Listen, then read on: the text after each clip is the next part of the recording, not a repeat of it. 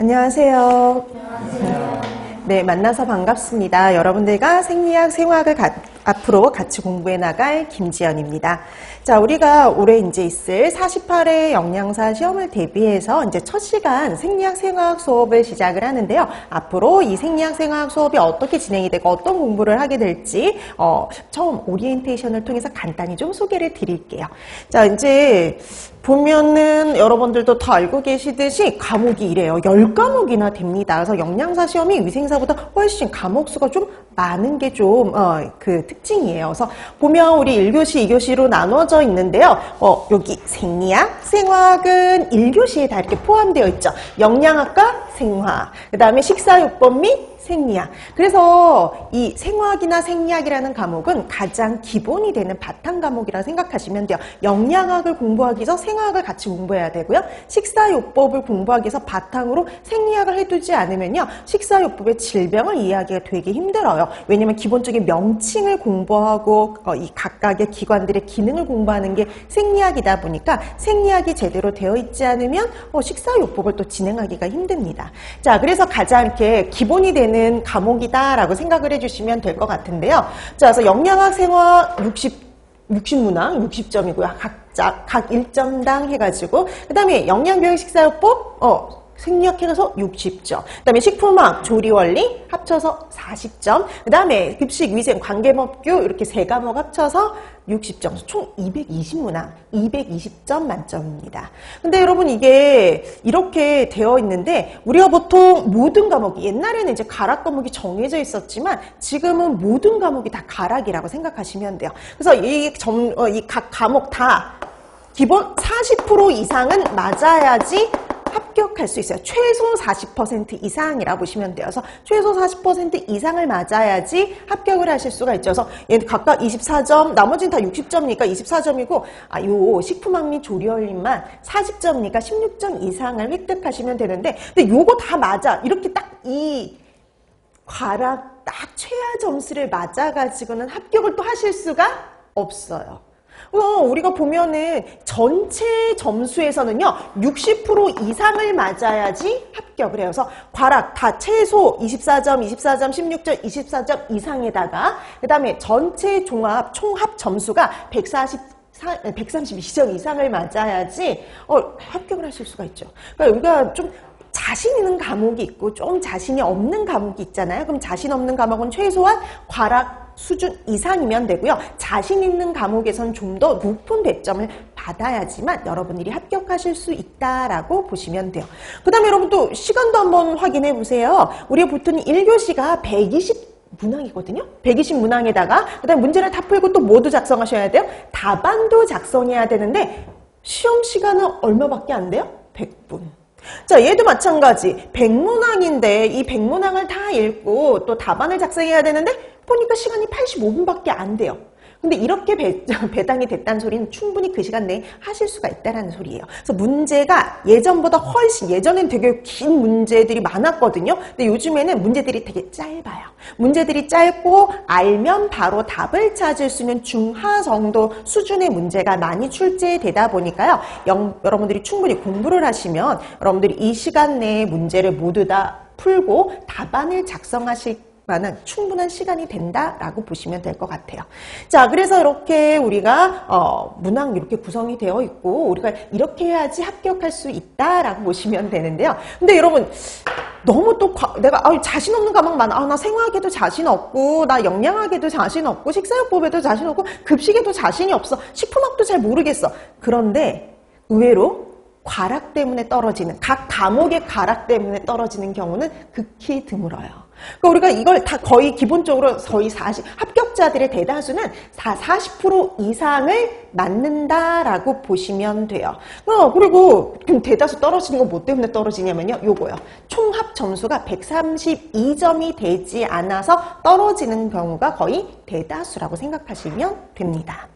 자, 그럼 이제 우리 기존에 이제 합격률들을 좀 살펴보는데요. 저 합격률을 보면은 합격률하고 평균 성적을 좀 같이 넣어놨는데 우리가 봤더니 쭉 이렇게 봤더니 이제 옛날에는 50에서 60%한 중반까지밖에 되지 않았어요. 그럼 이때는 조금 문제 이게 다 시험 보고 나서 나 어떤 과목 자신 없어, 나 어떤 부분 되게 못 봤어, 이렇게 말씀하시는 분들이 많았단 말이죠. 근데 요즘 보세요. 요즘에는 거의 60에서 70%대라고 보시면 돼요. 그것도 60%가요. 이렇게 앞쪽에 있는 60%가 아니라 합격률이 거의 뒷부분, 그래서 60 후반대에서 70 초반대 정도의 합격률을 보인다라고 보시면 돼요.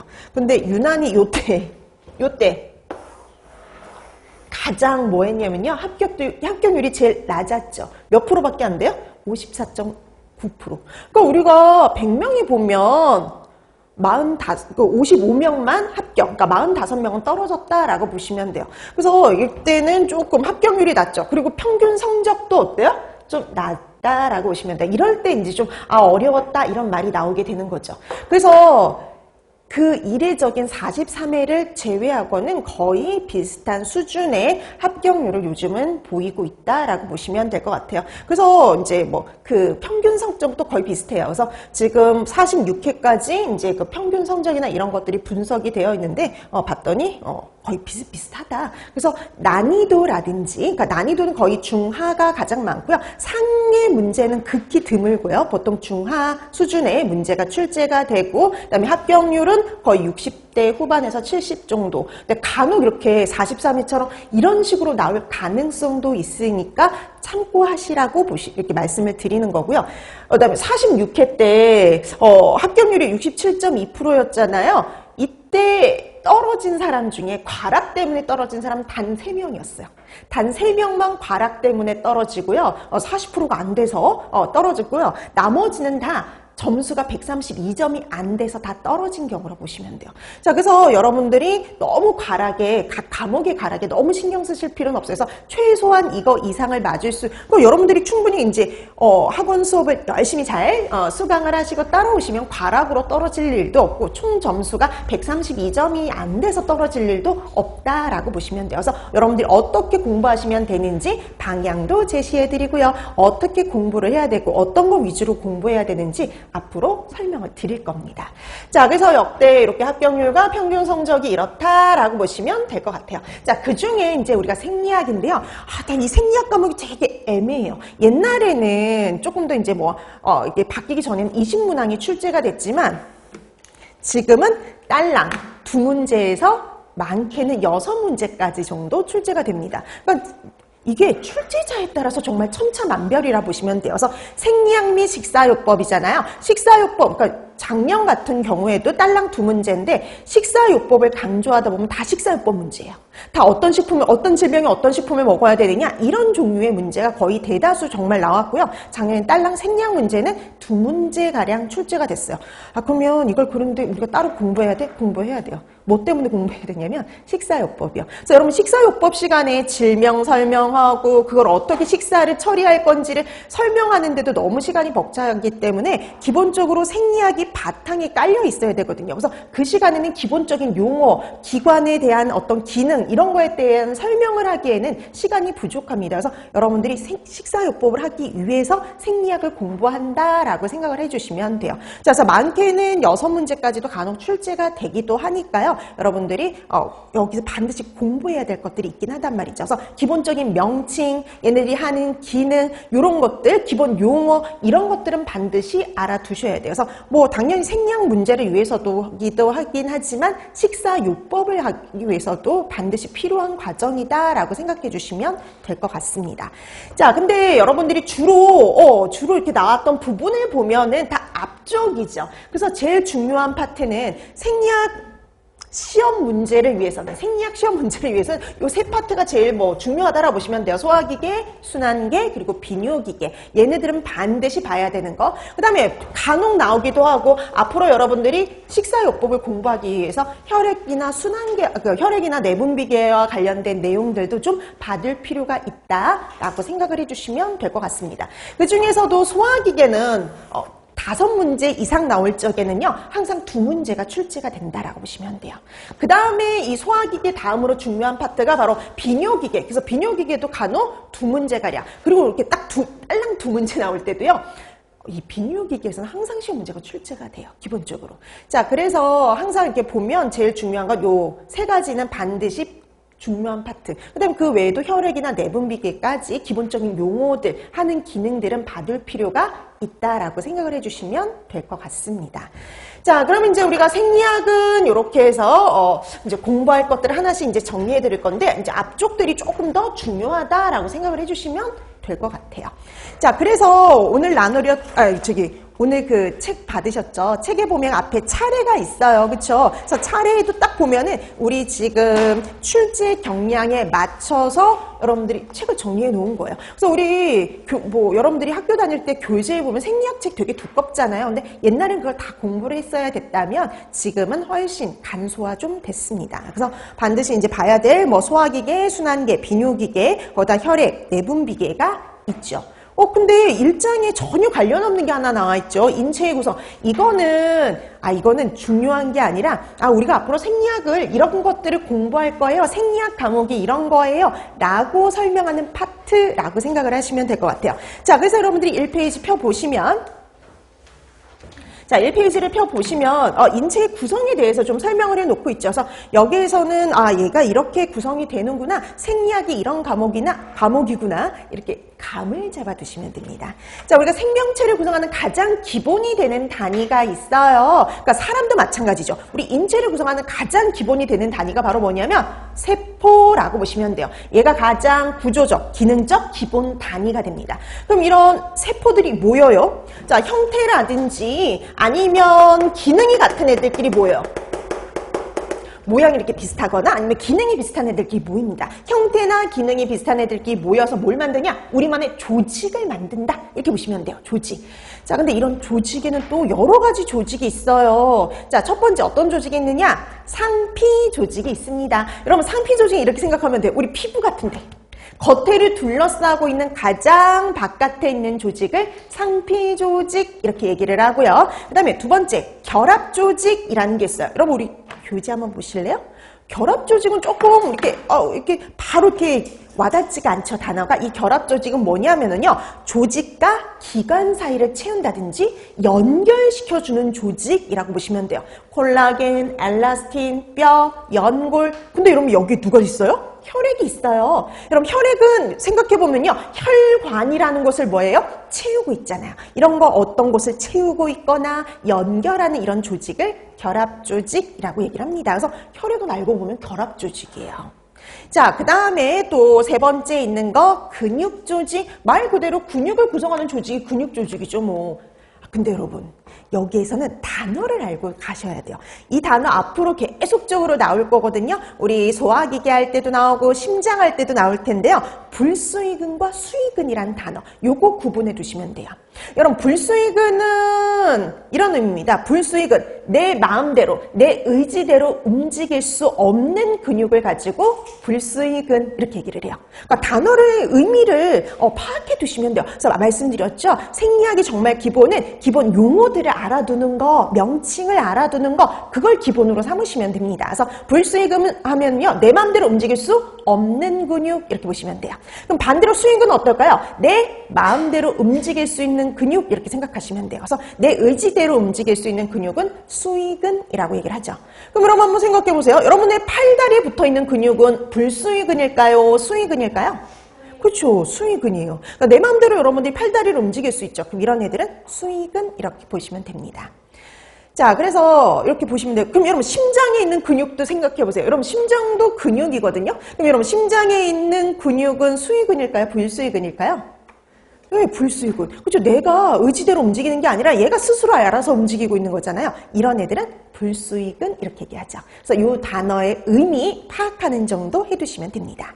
자, 그 다음에 조직 중에 마지막 신경 조직이 있어요. 자, 이렇게 해서 조직은 상피, 결합, 근육, 신경 조직으로 나눠지고요. 이런 조직들이 또 모이는 거죠. 자, 이런 조직들이 모여서 뭘 만드느냐? 기관을 만듭니다. 근데 여러분 기관이 별게 아니에요. 보세요. 여러분들이 구강, 입, 식도, 위, 소장, 대장, 항문, 이런 애들이 다 뭐예요? 기관이라고 보시면 돼요. 얘네들이 기관이에요. 그래서 우리 몸속에 구강, 식도, 위, 소장, 대장 이런 애들이 다 기관이다라고 보시면 돼요. 심장도 기관이고요. 폐도 기관이고요. 이렇게 기관들이에요.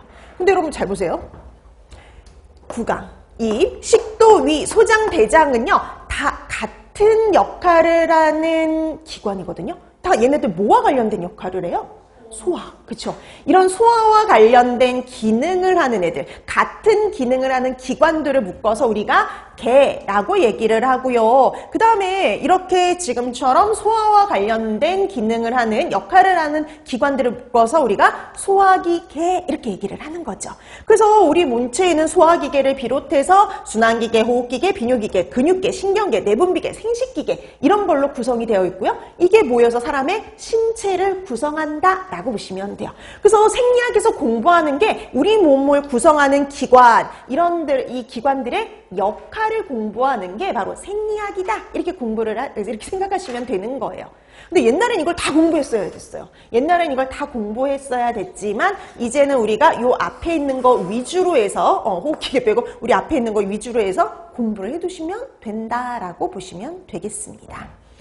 자, 이렇게 해서 이제 우리가 생리학을 하나씩 공부해 나갈 건데요. 근데 우리가 그럼 이제 우리 과목이 그렇잖아요. 생리학 및 생화학이죠. 근데 우리가 생리학하고 생화학을 동시에 이렇게 수업을 진행해 나가는 건 아니고요. 먼저 생리학을 다 한 다음에 그 다음에 생화학에 들어갈 겁니다. 그래서 생리학을 먼저 진행을 할 건데요. 생리학 수업 기본적으로 어떻게 진행이 되는지 한번 간단히 설명을 드리면은요. 그래요. 우리 처음에 가장 기본적인 이론부터 설명을 드려요. 그러니까 우리가 학교에서 기본적으로 여러분들이 다 생리학은 공부하셨어요. 어떤 과목도 다 공부하셨지만 공부한 지 꽤 오래됐잖아요. 그래서 기억이 가물가물해요. 그래서 기본적인 것부터 해서 명칭, 그 다음에 하는 역할, 기능 해가지고 가장 기본적인 것부터 설명을 드릴 겁니다. 그래서 기본 이론 하고요. 여러분들이 반드시 알아야 될 기본. 그러니까 옛날보다 훨씬 내용은 좀 축소가 됐어요. 근데 반드시 알아야 될 것만 설명을 드리거든요. 그래서 가장 기본이 되는 이론. 그 다음에 여기서 수업이 끝나는 게 아니라 그 이론에 해당하는 문제를 풀 거예요.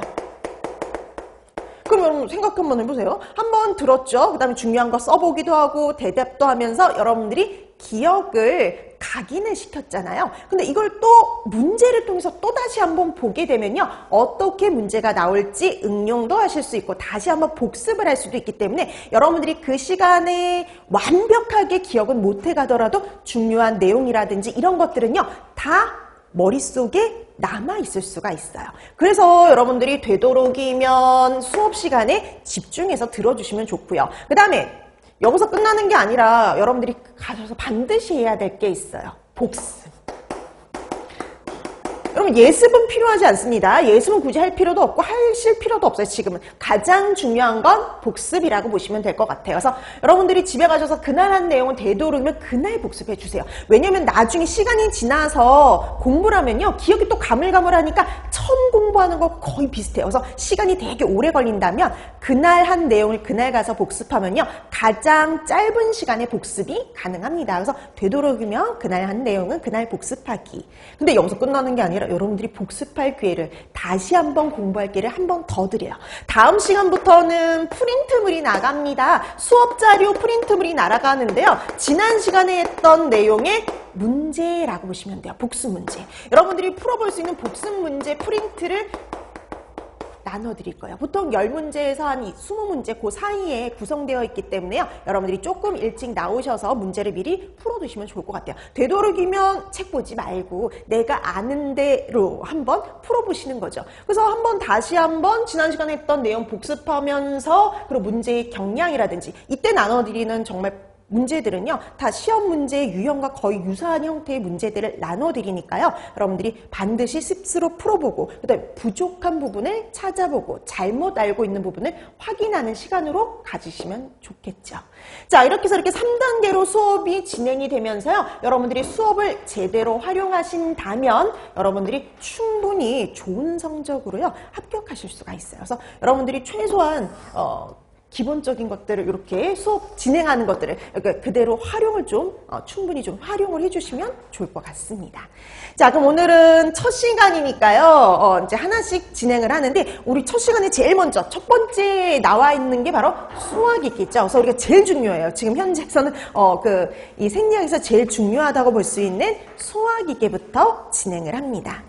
자, 소화기계 하면은 소화와 관련된 역할을, 기능을 하는 기관들을 묶어서 우리가 소화기계라고 얘기를 한다라고 얘기를 했죠. 자, 그래서 소화기계는 우선 음식물이 어디로 들어가요? 입으로요. 그렇죠? 입을 통해서 인도, 식도, 그리고 그 다음에 이제 위를 거쳐서 소장, 대장을 거쳐서 항문으로 이제 빠져나가겠죠. 자, 식도에서 위에 이제 도달하게 되고요. 위랑 바로 연결이 된 곳이 어디냐면 소장이라고 보시면 돼요. 근데 여러분, 소장은 또 나눠집니다. 자, 위하고 제일 가까이 붙어 있는 게 누구냐면 12지장이에요. 그 다음에 공장, 회장, 여기까지가 소장이라 보시면 됩니다. 그래서 12장, 공장, 회장 여기까지가 소장이고요. 그 다음에 회장을 거쳐서 그 다음에 어디로 넘어가냐면 대장으로 넘어가죠. 자, 이 대장은 다시 결장, 직장, 그리고 항문으로 결장, 직장, 맹장으로 구성이 되어 있다라고 보시면 돼요. 그러니까 이렇게 되는 거예요. 회장에서 결장으로, 직장, 그리고 항문으로 이어지고요. 맹장 저쪽 옆에 붙어 있습니다. 자, 그래서 이렇게 대장은 결장, 직장, 맹장을 합쳐서 우리가 대장 이렇게 부르고 있어요. 그러니까 우리가 명칭이에요. 그래서 소화기계 우리가 이렇게 구성이 되어 있구나 라고 여러분들이 기본이라고 보시면 돼요. 나중에 이제 식사요법 하다 보면 회장에서 어떻게 되고 뭐 어떻게 공장에서 어떤 문제가 생겼을 때 이렇게 했을 때 거기가 어느 부분인지를 알아야 되잖아요. 그래서 여러분들이 기본적으로 어떻게 구성이 되어 있는지 용어, 명칭 이런 것들 위주로 기억을 해두시면 됩니다. 자, 이렇게 우리가 소화기계가 구성되어 있다라고 보시면 될 것 같아요. 자, 그럼 여러분 이 위가 됐든 소장이 됐든 대장이 됐든 여러분 관이에요. 소화관. 자, 소화관을 이렇게 거치게 되는데 음식물들이 이런 소화관은 어떻게 구성이 되어 있느냐? 제일 먼저 소화관의 구조, 그 밑에 있는 그림 보세요. 그 밑에 있는 그림이 이 소화기계의 구성이라고 보시면 됩니다. 그래서 구강부터 해서 항문까지 이렇게 쭉 이어진 게 바로 이 소화기계라고 생각해 두시면 되죠. 그래서 뭐 그림을 다 암기하거나 할 필요는 없고 이렇게 소화기계가 구성이 되어 있구나 라고 봐두시면 되는 거죠. 자, 그러면 위, 소장, 대장 얘네들은 다 소화관이거든요. 자, 그럼 이런 소화관이 어떻게 되어 있는지 그 구조가 제일 먼저 나와 있어요. 뭐 구조를 뭐 달달달 외워라 이런 거 절대 아니고요. 이게 이렇게 구성이 되어 있구나 이런 단어가 나왔을 때 이거 이렇게 말하는 거야 여기를 말하는 거야 이 정도 알아두시면 되는데요. 자, 소화관 그러면은요, 자, 우리가 이렇게 소화관이 이런 식으로 관이 있다라고 생각하시면 돼요. 관. 자, 근데 관을 좀 크게 그려봤습니다. 자, 이렇게 우리가 관을 이렇게 크게 그려봤어요. 자, 그럼 관이 있으면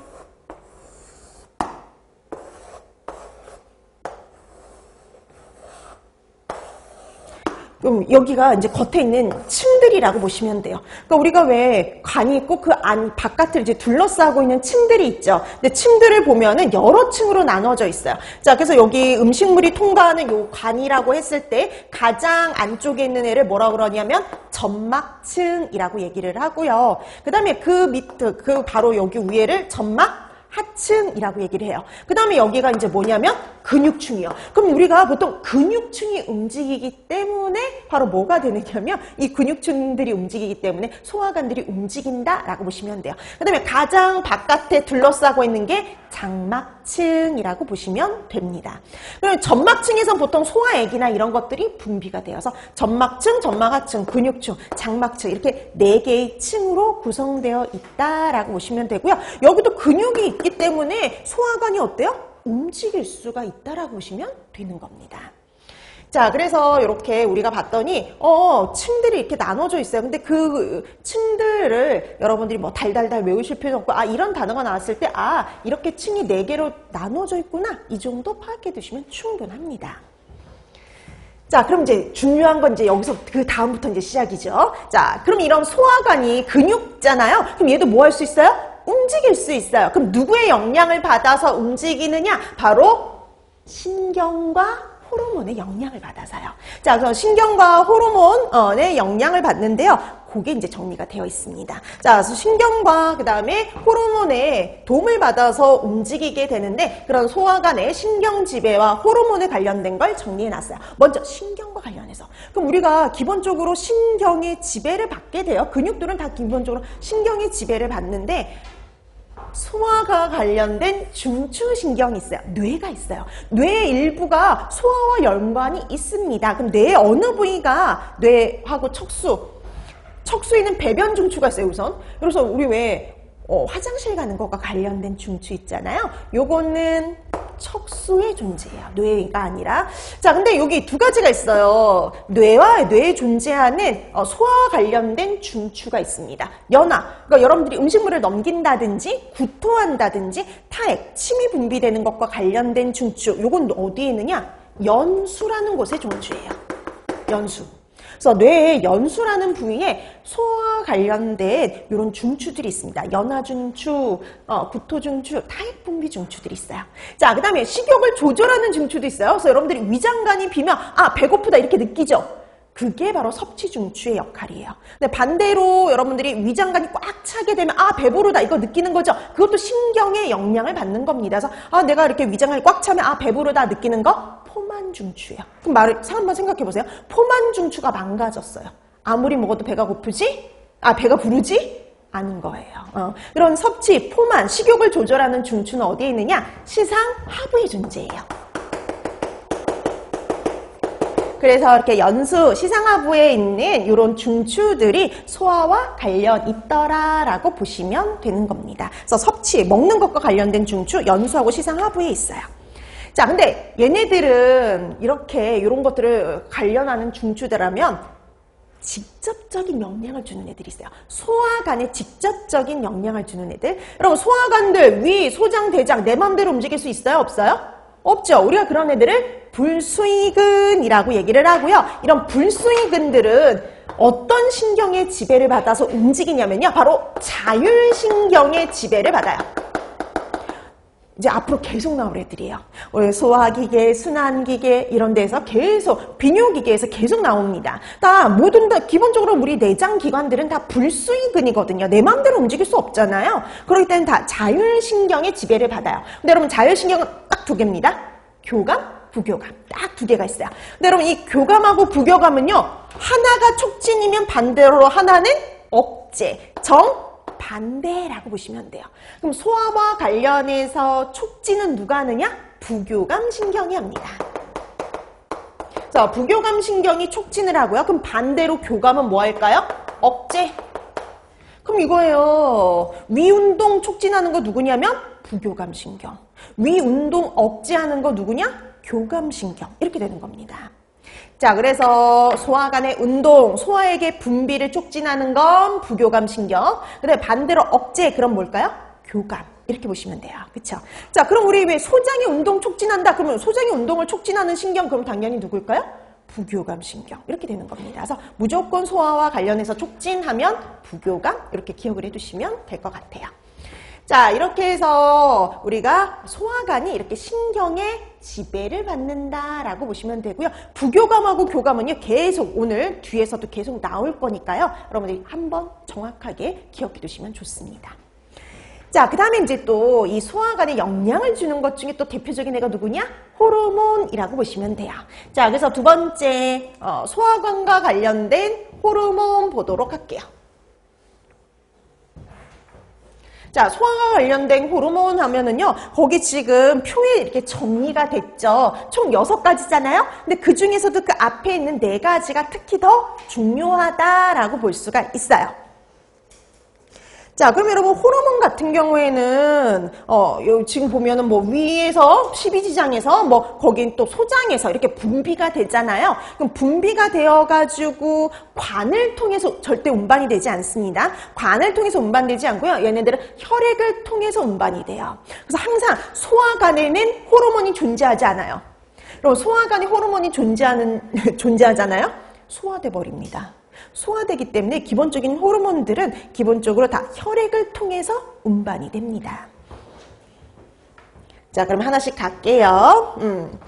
자, 그러면 이제 이 호르몬, 어떤 호르몬들의 영향을 받느냐? 여러분 제일 보면 이래요. 우리가 음식물이 식도를 통해서 가장 먼저 도달하는 기관이 어디냐? 바로 위죠. 위. 자, 그러면 위에 음식물이 들어오면 열심히 위를 뭐 해야 될까요? 움직여줘야 되겠죠. 그리고 위액을 또 분비해야 되잖아요. 그래서 위액의 분비, 위 운동을 촉진하는 호르몬이 있어요. 자, 위산 분비 내지는 위산, 내지는 위액. 다 같은 말이에요. 그래서 위산, 위액 분비를 촉진하는, 그래서 위액 분비, 위 운동을 촉진하는 호르몬이 있어요. 그래서 위에 음식물이 들어오면 열심히 위액을 분비해서 음식물하고 잘 섞어주고, 위 운동을 촉진해야 되겠죠. 그래서 위액 분비, 위 운동을 촉진하는 거, 가스트린이라고 보시면 됩니다. 가스트린이요.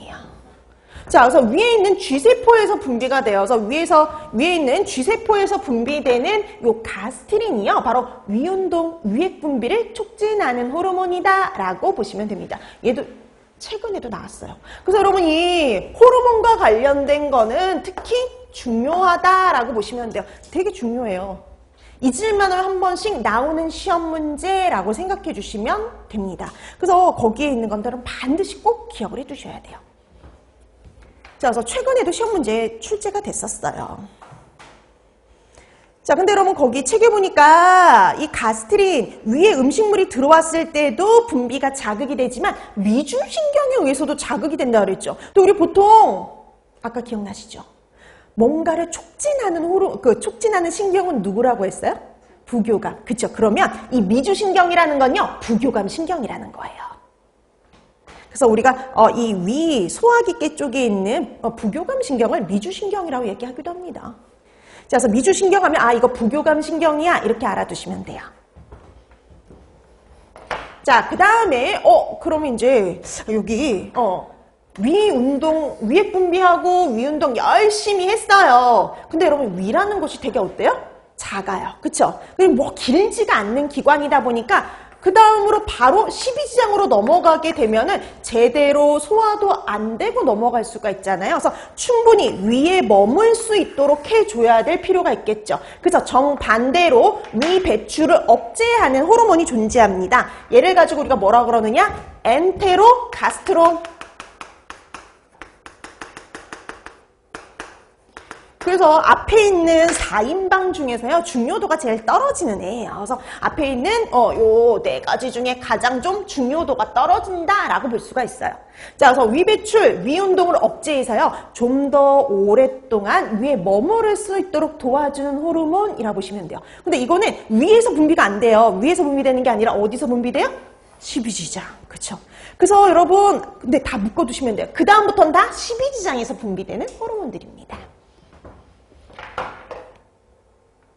그러면 만약에 문제에서 이렇게 나올 수도 있어요. 그러니까 우리가 대놓고 기능을 이렇게 물어볼 수도 있잖아요. 위액 분비, 위 운동을 촉진하는 호르몬이 누구냐? 이렇게 물어볼 수도 있지만 위에서 분비되는 소화기계 호르몬이 누구냐? 이렇게 물어볼 수도 있죠. 위에서 분비되는 소화기계 호르몬은 딱 하나, 뭐밖에 없어요? 가스트린 하나예요. 그쵸? 그렇게 물어볼 수도 있다는 거예요. 그래서 반드시 분비 장소와 하는 기능을 연결해서 기억을 해두시면 되는 겁니다. 자, 그러면 충분히 머무르고요. 그 다음에 12지장으로 넘어가게 되겠죠. 자, 그럼 이제 12지장으로 넘어왔는데 문제가 있어요. 위는 강한 뭘 띠고 있어요? 산성을 띠고 있어요. 강한 산성을. 그러면 요 산성을 띠고 있기 때문에 아무래도 12지장에 문제가 생길 수밖에 없죠. 그럼 이 산성 물질을 뭐 시켜야 될까요? 중화를 시켜야죠. 중화를 시켜야 돼요. 자, 그럼 중화시키기 위해서 산성을 그럼 중화시키려면 뭐가 필요하냐면 알칼리성 물질이 필요하겠죠? 자, 그래서 알칼리성 췌장액의 분비를 촉진하는 호르몬이 분비됩니다. 그 알칼리성 췌장액의 분비를 촉진하는 거 누구냐면 세크레틴이에요. 자, 세크레틴이 12장에서 분비되는 세크레틴이 알칼리성 췌장액의 분비를 촉진한다. 이렇게 보시면 돼요. 자, 그럼 알칼리성 췌장액의 분비를 촉진해서 잘 섞어줘서 중화시켰어요. 자, 그럼 중화됐으면 그 다음부터 뭐 해야 될까요? 소화를 시켜야 되겠죠. 그래서 소화를 시키기 위해서 소화효소가 풍부한 췌장액. 자, 소화효소가 풍부한 췌장액하고 그다음에 지방의 소화를 도와줄 수 있는 담즙의 분비를 촉진하는 호르몬이 분비가 되겠죠. 자, 얘도 12지장에서 분비되는데요. 얘는 누구냐면은요. 우리가 CCK라고도 하는 콜레시스토키닌이에요.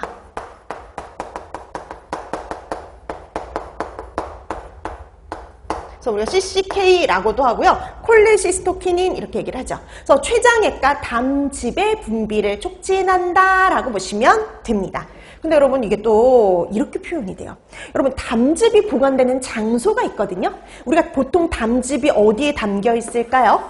담낭! 그렇죠 여러분. 담낭에 보관이 됐어요. 이제 앞으로도 계속 나오는 단어인데 근육이 수축하고 이완할 때를 한번 생각해 보세요.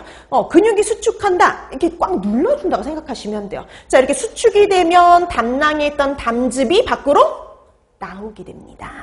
밖으로 나오게 돼요. 자, 그래서 얘는 이렇게 표현하게 돼요. 그래서 담낭의 수축. 담낭을 수축시켜서 담즙의 분비를 촉진하는 호르몬은 이것도 몇 번이나 나왔던 시험 문제라 보시면 돼요. 자, 그래서 담낭을 수축시키고 담즙의 분비를 촉진하는 호르몬 그러면 콜레시스토키닌 이렇게 보시면 됩니다. 그래서 췌장의 담즙의 분비를 촉진하는 거 콜레시스토키닌이 하는 역할이죠. 자, 그래서 이렇게 명칭과 함께 분비되는 장소 그리고 하는 기능, 역할을 연결해서 기억해 두시면 돼요. 항상 문제는요. 여기 내에서 출제가 됩니다. 자, 그러면 이제 거의 다 왔어요. 자, 그 다음에 이제 나머지 기타 것들을 보는데요. 이 소장에서도 장액의 분비를, 소화효소가 있는 장액의 분비를 촉진하는 호르몬이 분비가 돼요.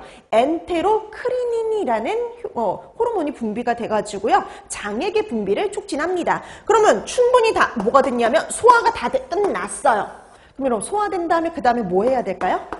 흡수를 해야 되겠죠. 그래서 흡수를 촉진하는 호르몬이 분비되는데요. 그래가지고 우리가 빌리키닌이라고 얘기를 해요. 그래서 이 빌리키닌이 하는 역할이 뭐냐? 여러분 소장 점막은요. 표면적을 넓게 만들기 위해서 그럼 여러분 생각해보세요. 소장 점막이 이렇게 있어요. 근데 소장 점막이 이렇게 되면 닿는 표면적은 이거밖에 없어요. 그래서 소장 점막은 무수한 주름과 뭐로 둘러싸여 있냐면 육모라는 걸로 이렇게 둘러싸여 있습니다. 그럼 육모로 이렇게 둘러싸여 있다 보니까 닿는 표면적이 훨씬 어때요? 많아지겠죠. 근데 또 이 육모가 가만히 있는 것보다 움직일 때 훨씬 흡수가 잘 돼요. 그래서 이런 육모의 운동을 촉진하는 거 빌리키닌이라고 보시면 됩니다. 자, 그래서 이거 외에 기타 엔테로크리닌 그리고 빌리키닌 이런 것들도 있더라라는 정도 봐두시면 돼요. 근데 제일 중요한 건 이 앞에 있는 가스트린, 세크레틴, 콜레시스토키닌 이 3인방이다 라고 생각해 주시면 되겠습니다. 자, 이렇게 해서 소화와 관련된 호르몬들 이렇게 확인해 두시면 될 것 같아요. 자, 그래서 분비되는 장소 그리고 얘가 하는 역할, 기능 연결해서 공부해 두시면 될 것 같습니다. 자, 그럼 이제 소화와 관련해서 본격적으로 들어가기 전에 먼저 소화관에 관련된 소화관이 신경과 호르몬의 영향을 받는데 어떤 신경, 어떤 호르몬의 영향을 받는지 이렇게 정리해 두시면 되겠습니다. 자, 그럼 이제 본격적으로 하나씩 들어가는데요. 음식물이 제일 먼저 들어오는 곳이 어디예요? 입, 구강이잖아요. 그래서 구강부터 봐요. 근데 뭐 여러분 구강에서 제일 중요한 건 여러분들이 씹어서 음식물의 크기를 작게 만드는 저작 운동. 그 다음에 입에서 또 우리 구강에서 분비되는 게 있죠. 침. 여러분 침에도 소화효소가 들어있어요. 그래서 침에 들어있는 소화효소 하나 정도만 봐두시면 돼요. 자, 그럼 침에 들어있는 소화효소 탄수화물을 분해하는 효소죠. 그래서 우리가 푸티알린이라고 얘기를 합니다. 푸티알린. 그래서 여러분들이 이름 정도만 기억하시면 충분해요. 그래서 우리가 구강에는 푸티알린이라는 소화효소가 들어있다라는 정도만 알아두시면 돼요. 근데 여러분 이게 알파 아밀라제. 여러분 학교 다니실 때 효소 명칭 어떻게 공부하셨어요? 아밀라제요? 그러니까 이게 되게 재밌는 게 옛날에는 다 독일식 발음이었거든요. 그 독일식 발음이 아제로 끝나는 거예요. 소화효소 이름이. 그래서 아밀라제 이렇게 발음을 했단 말이죠. 근데 요즘에는 미국식으로 발음합니다. 영어식으로요. 그러면서 레이스 이렇게 끝난다고 보시면 돼서 이 효소 명칭은 다 요즘 시험 문제에 나올 때 보기에는 다 영어식으로 레이스 이런 식으로 끝나게 나와요. 자, 그래서 아밀, 레이스 이렇게 보시면 돼요. 자, 그래서 아밀라제, 아밀레이스 다 같은 말입니다. 근데 이게 독일식으로 발음하느냐, 영어식으로 발음하느냐 그 차이만 있는 거예요. 근데 요즘에는 영어식으로 보통 시험 문제 보기로 출제된다라고 보시면 되고, 그리고 영어로 안 나와요? 한글로 나옵니다. 한글로 나와요. 자, 그래서 딱 하나, 탄수화물, 당질을 분해하는, 당질을 소화시키는 효소 딱 하나, 푸티알린이 들어있다. 그러면 우리 입안에서 누가 소화가 된다는 거예요? 탄수화물, 당질의 소화가 이루어질 수 있다라고 봐두시면 됩니다. 그러니까 소화효소 명칭 알아두는 건 기본 중에 기본이라 보시면 됩니다. 그래서 우리 왜 밥을 오래 씹으면 무슨 맛이 나요? 단맛이 나죠. 전분이 분해돼서 메가당이 되거든요. 그래서 단맛이 나는 거예요. 자, 이렇게 해서 푸티알린 요거 이름 하나 기억해 두시면 충분해요. 자, 그 다음에 이제 이 구강에서 이제 열심히 여러분들이 씹어서 식도로 넘어가겠죠. 그 다음에 식도를 거쳐서 제일 먼저 도달하는 곳이 어디예요? 위죠. 그래서 위에서부터 이제 뭔가 본격적인 게 일어나요. 자, 그래서 두 번째 위와 관련된 거 들어갑니다. 자, 위하고 관련해서 좀 공부할 것들이 있어요. 첫 번째 뭘 공부하셔야 되냐면요. 위선이요. 위선과 위액성분 단골 문제입니다.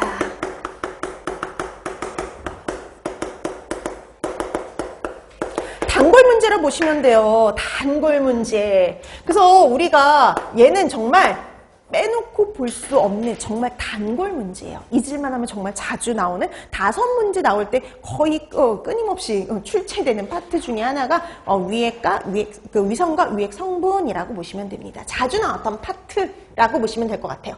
자, 그럼 우리가 위선 그러면요. 뭔가 분비되는 장소. 그래서 우리가 위선 또 내지는 위샘이라고 얘기하기도 해요. 위선 내지는 위샘. 그래서 이렇게 뭔가가 분비되는 장소예요. 자, 그러면 위선에는 어디가 있냐면 우선 벽세포, 그리고 주세포, 그 다음에 점액세포, 그리고 거기 뭐 책에 경세포라고 되어 있는데 요즘은 주로 점액세포라고 얘기를 합니다. 대놓고. 그 다음에 쥐세포. 대표적으로 이런 데가 있어요. 뭐 더 있긴 하지만 우리 이 정도만 받으면 아주 충분해요. 자, 이렇게 위선, 뭔가 분비되는 장소, 그러니까 위점막에서 분비되는 장소라 보시면 돼요. 위점막에서 이렇게 분비되는 장소는 우리가 4가지 정도 알면 되고요. 그 다음에 이런 벽세포에서 분비되는 또 성분이 있겠죠. 자, 이 벽세포에서 분비되는 건 2가지가 있습니다. 하나는 뭐냐면 위산, 염산, 그리고 염산 내지는 HCl 내지는 위산 다 같은 말이에요. 염산, 위산, HCl. 보니까 위에 있는 벽세포에서는요, 여러분들이 알고 있는 염산, HCl이 분비가 됩니다. 위산이 분비가 돼요. 그 다음에 벽세포에서 분비되는 게 하나 더 있어요. 뭐가 분비되냐면요, 내재인자. 뭐 우리가 뭐 내적 인자라고 얘기도 하고, 뭐 내인자라고 하고, 다 같은 말이에요. 내재인자, 내인자, 내적 인자 다 같은 말입니다. 그럼 뭐예요? 벽세포에서 분비되는 물질이 염산과 위액성, 내재인자란 소리는요, 얘네들이 다 위액 성분이란 소리예요. 그래서 이렇게 쓸 수 있어요. 위선, 그리고 얘네들이 여기서 분비되는 위액 성분이라고 볼 수 있죠. 위액 성분. 얘네들이 위액 성분이에요, 이제. 근데 여기서 끝나는 게 아니라 얘네들이 하는 역할도 기억하셔야 됩니다. 자, 그럼 염산이 하는 역할이 있어요. 우리 위에 필요하니까 위산, 염산이 분비가 되겠죠. 자, 그러면 염산이 하는 역할 크게 보면 3가지입니다. 첫 번째, 위를 강한 산성으로 유지시켜주는 아주 중요한 역할을 하죠. 그래서 우리 위가 pH가 1 내지 2 정도로 유지되는 거 누구의 역할, 누구 때문에 가능한 거냐? 위산 때문에요. 위산 때문에 가능한 거예요. 자, 그 다음에 2번째. 그럼 여러분 pH 1 내지 2 정도에서는요, 일반적인 세균들은 살아남을 수가 없어요. 일반적인 우리가 식중독균이나 이런 애들은요, 이런 데서 살아남기가 힘들어요. 그래서 이렇게 이 pH가 이렇게 낮은 곳에서는요, 살아남기가 힘듭니다. 그래서 무슨 작용이 있느냐? 살균 작용이 있어요. 살균 작용.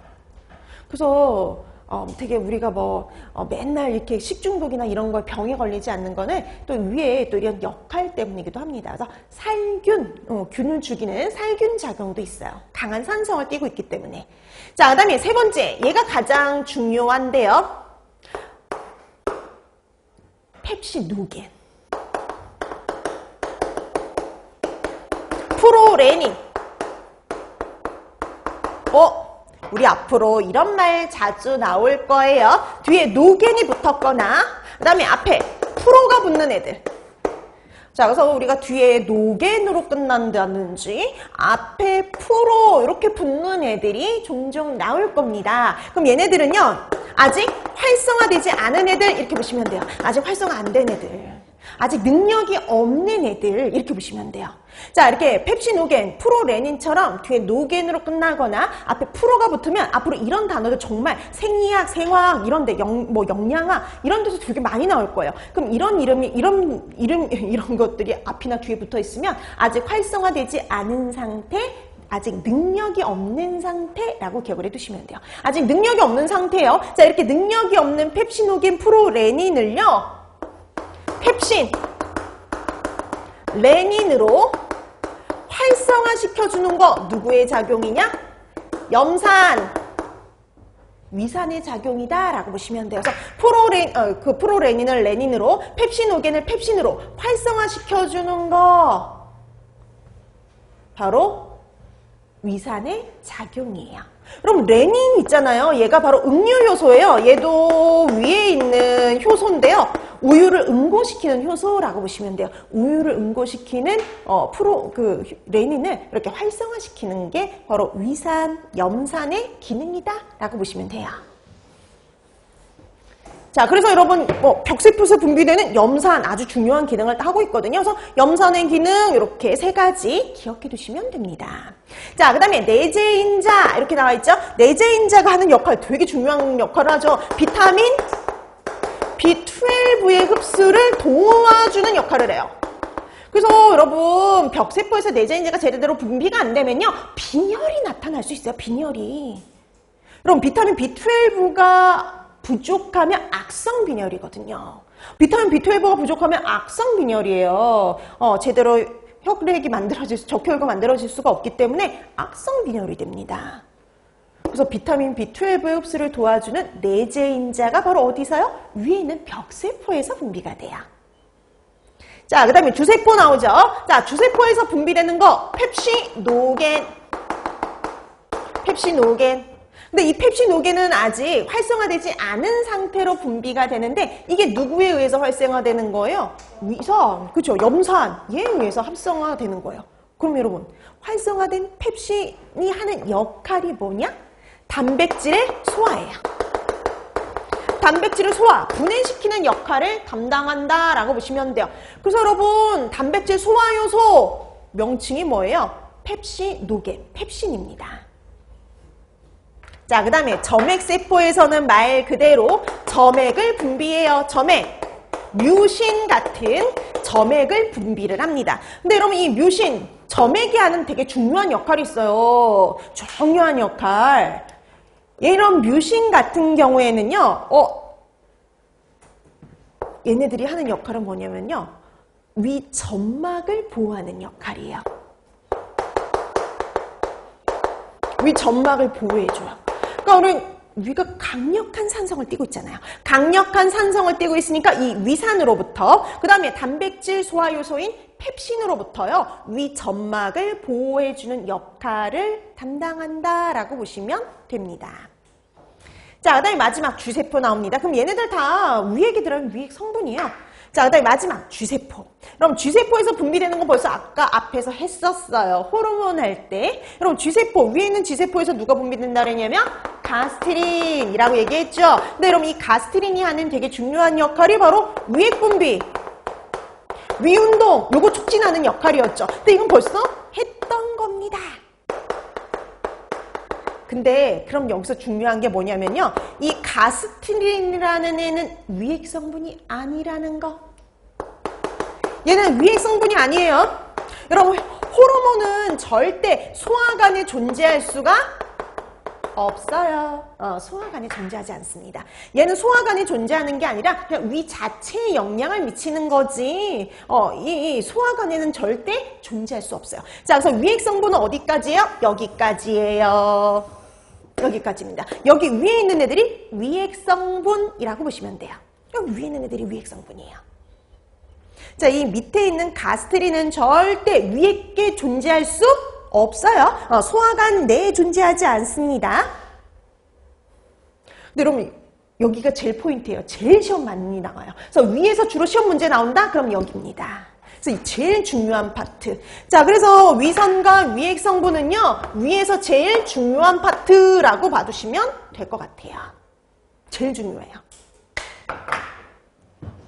자, 그래서 되게 여기서 다양한 시험 문제가 출제가 됐었어요. 뭐 쉽게는 이런 거죠. 펩신오겐을 펩신으로 활성화시켜주는 물질은 이것도 시험에 나왔었고요. 그 다음에 여러분 또 보세요.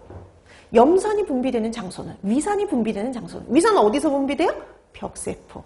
그 다음에 최근에 나왔던 시험 문제가 뭐냐면 이거였어요. 주세포에서 분비되는 성분은, 이게 시험 문제였어요. 주세포에서 분비되는 거 누구예요? 펩신오겐. 그쵸? 그 다음에 여러분 이것도 나왔어요. 위에서 단백질을 소화시키는 효소는 이렇게 나왔어요. 여러분 위에서 단백질을 소화시키는 효소는 딱 하나, 누구밖에 없어요? 펩신이라고 보시면 돼요. 펩신오겐이 나중에 누구로 활성화돼요?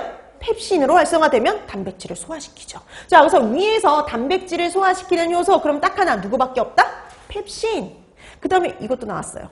다음 중 위장액 성분, 위액 성분에 해당이 되는 것은, 이게 시험 문제였어요. 위액 성분!